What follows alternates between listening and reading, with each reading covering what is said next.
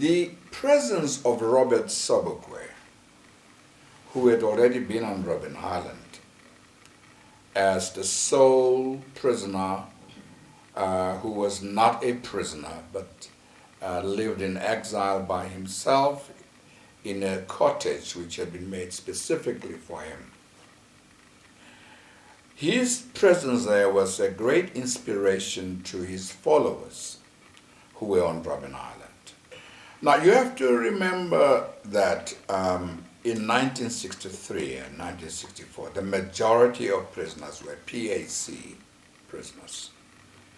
I'd say 80 to 90% of the prisoners on Robben Island in 1963 were members of POTCO and PAC, and a lot of them came from the Eastern Cape, East London, Port Elizabeth, Cape Town, where Philip Kosana had been a major influence. Remember the March of 1960.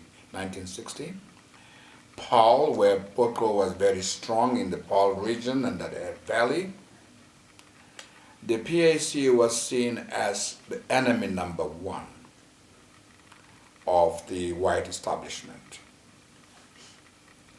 Sobukwe was a great, incredibly great mind, and one of the revolutionaries, I think, of the century on this continent, widely respected by Africanists throughout the world.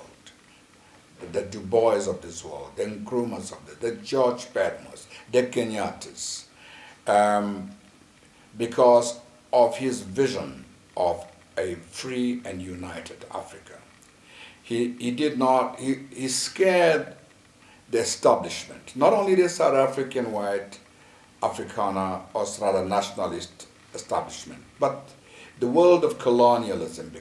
Think about it, juxtapose this, you have 1,000-odd prisoners, mainly who are followers of Sobukwe. Sobukwe is not in prison, you don't get to see him, but you know that your leader is here somewhere. So his spirit lived in the cells and in the hearts of many of his followers.